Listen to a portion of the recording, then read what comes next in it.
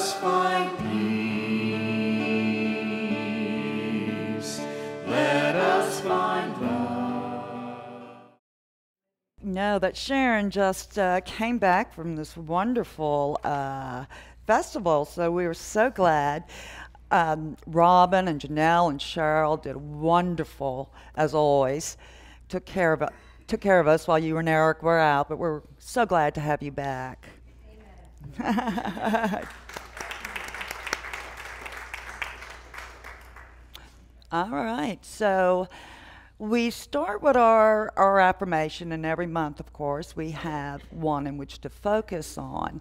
And affirmations are really, they're more than just positive thoughts, right? They're kind of a way for us to set an intention on how we're going to choose to meet the day. It helps us do that. And so that's what we do here every Sunday morning. And of course, we say them 3 times. And here it is.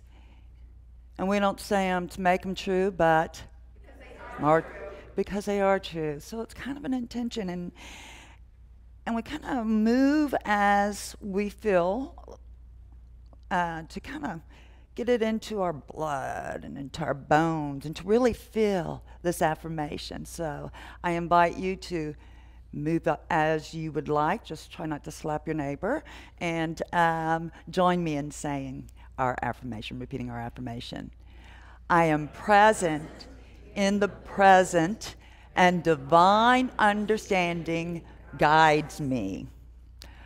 I am present in the present, and divine understanding guides me. All right, and one more time. I am present in the present, and divine understanding guides me. All right, so I got a question for you this morning. How many of you have a Facebook account? Many of you are on social media. Oh, come on. I'm friends with half of you, so I know there's more of you. It's an amazing thing. I've been on Facebook since, I don't know, 8, 9 years. And it was great when my daughter was traveling alone in Southeast Asia, because even when she lost her phone, yes, other people posted pictures of her, so it was like, okay. So there's some good things about it, right? Can you imagine in this world today if Jesus had a Facebook account? Well, you know he'd have at least 12 friends, right? Yeah. Yeah, can you imagine? Oh, come on, Peter, really? Yeah, yeah. And the memes, can you see the memes? He'd be doing this a lot. Can you imagine? That'd be funny. Now, what if there were a God account? Would you get a friend request? Something to think about, isn't it? Well, here's the thing, though. We don't need to get God to friend us, do we? But yet, at the same time, doesn't it feel that's exactly how we're living our life? Oh, God, if you only give, do, heal this, I promise I will be, do, and give this, right? We've all been there. This morning, as a matter of fact, with those kitties. Herding cats, literally herding cats this morning. But it is interesting. I say that there's a new series that started last fall, and it's what gave me the idea for this talk, and it's called God Friended Me. How many of you have seen this? And it's great. The main character, Miles, he's young, intelligent, optimistic. You know, he thinks he's got his life purpose down pat. He's got a podcast. He can speak his mind. And he's an avowed atheist, much to the chagrin of his minister father. I know how that feels. And he gets this ultimate friend request from God. And he kind of ignores it. But God keeps poking him, right? Keeps poking him, so out of curiosity, he accepts his friend request. And then, that's not the end of it, right? God keeps sending him these friend suggestions. So finally, he investigates. And so the series is about him following up on these messages. And through the process, he is changing people's lives. He is helping them change the destinies, the direction of their lives. And in the process, he is changing too. He's making a shift because he's listening to these messages. Now, he's not too sure. He still thinks it might be a big hoax, but toward the season ending, he's beginning to open up and see things differently because he listened to that God poke. Well, we don't really have to get God to friend us, do we? Because we already have this God account. In fact, without that God self within us, nothing would be manifest in this physical realm, would it? Now, you can call it God, you may call it divine mind, whatever name you give it, it's that presence, that energy within us from which all things come, our true self. Now, meeting that true self and understanding it is a whole different thing, isn't it? Now, the Bible is full of these stories. Some of them are kind of, but it's full of stories and songs and poetry about people getting these little God pokes and answering it and whatever that may mean and describing that in the languages that they know. Now, one of these characters that we'll get into is his original name was Saul of Tarsus. Now, Saul was doing everything he could to get that friend request from God, and he was very zealous. And he did everything according to the laws and the rules of his faith tradition. Now, he was also known as a great persecutor of the followers of Jesus, who at the time were called followers of the way. But he was doing what he needed to do, and he was not a friendly guy. You didn't want to be around him if you were following the teachings of Jesus. Well, you see, a funny thing happens to Paul on the way to Damascus. He has this transformative revelation. He has this insight, this spiritual understanding, because he has gotten poked by God, and he's not ignoring him. And when he doesn't ignore it, he meets the Christ within. Now, it kind of blindsides him, literally. The Bible says it blindsided him for a couple of days because it is so new. But he opened himself up to receive this message. Now, Saul, which metaphysically represents our personal will. And as you know, in unity, we look for the deeper meaning, for the names and the places and the things in the Bible, and how does that apply to us? Well, it transforms him, and he becomes Paul, which represents the word of the Spirit of truth. And of course, he becomes one of his greatest apostles, although he never met the man Jesus. And he goes on to establish many communities that will become known as Christianity. Now he's real zealous about this, right? And he's traveling all over for a couple of years, and he arrives in Athens. Now, Athens, the Greeks love their idols. They love their altars. And he notices that on one of these altars there's an inscription dedicated to an unknown God. So he tells the Athenians, let me tell you about your God account. Let me tell you about it. It's what it says right here in the Bible. So in Acts, in the scripture, Acts 27, and I'm going to see if I can read this because I'm blurry-eyed at the moment. In fact, I may get Gayla to come. Would you come up and read this scripture for me? We're a two-person act this morning. If you would read this, please, because I'm... Okay, so this is Acts 17, is that still on? Yes. 24 through 27.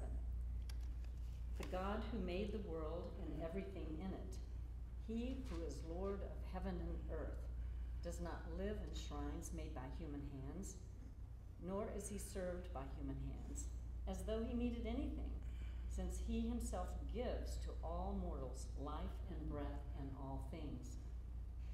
From one ancestor he made all nations to inhabit the whole earth, and he allotted the times of their existence and the boundaries of the places where they would live. God intended that they would seek him and perhaps reach out for him and find him, though he is not far from each one of us. For in him we live and move and have our being. As some of your own poets have said, we are his offspring. Thank you. We live and move and have our being. In other words, the God account is within us. We are God's emojis, right? We are God's emojis. You know, Paul would be known as an influencer today, wouldn't he? Yeah. And so, you know, we all get these pokes from God. We all get them. And like Miles, the character in the TV series, and like Paul, we tend to ignore them. Or we intellectualize it, don't we? We got to analyze, oh, I do, analyze it and say, how does this fit in my life?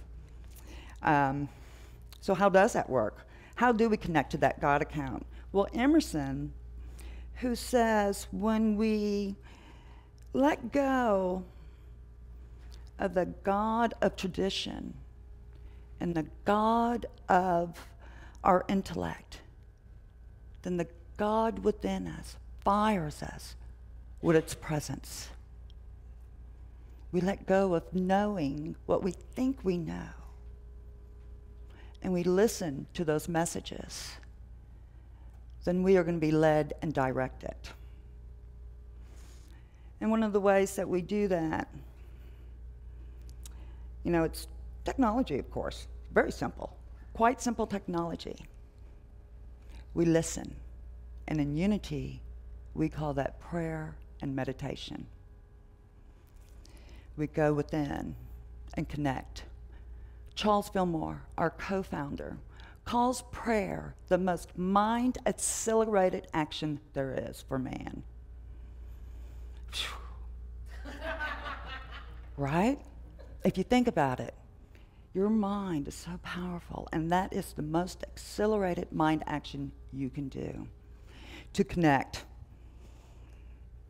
to that God within, you know. So why would we do this? Why would we want to stand in that presence? Because if we want anything, we need to know who we are and where we are coming from, don't we? If we want to make a difference in this world, we can't meet the world out here. We have to meet it in here first.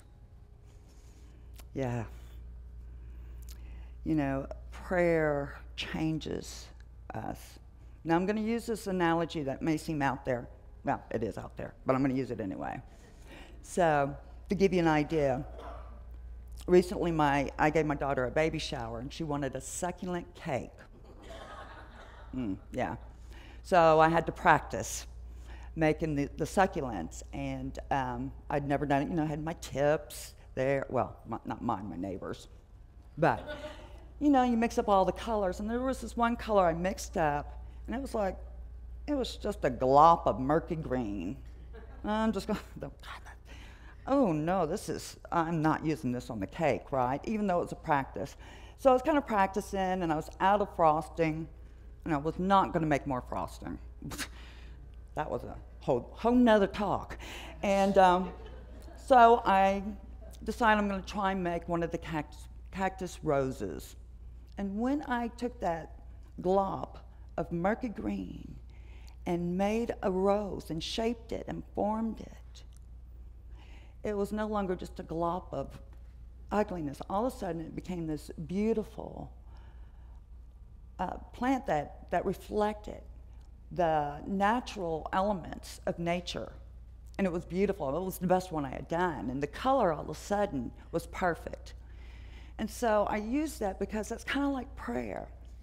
Sometimes when you feel like you're just a glop of murky green, yeah, prayer, going into that silence, can bring forth and help you shape your day. It makes you realize you get to choose how you shape your day, how you form it, because that innate beauty is in there.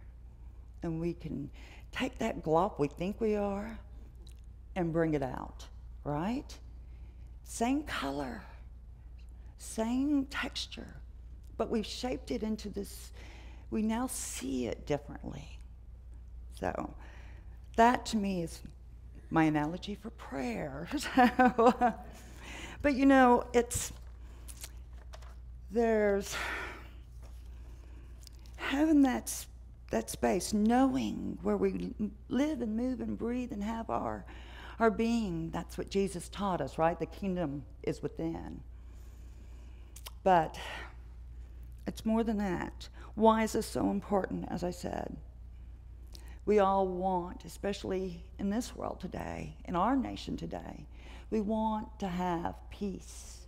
We want love. We want harmony. We want connection, because that's what being a human is, right? But we're not just human. We're divine. We're divine humans.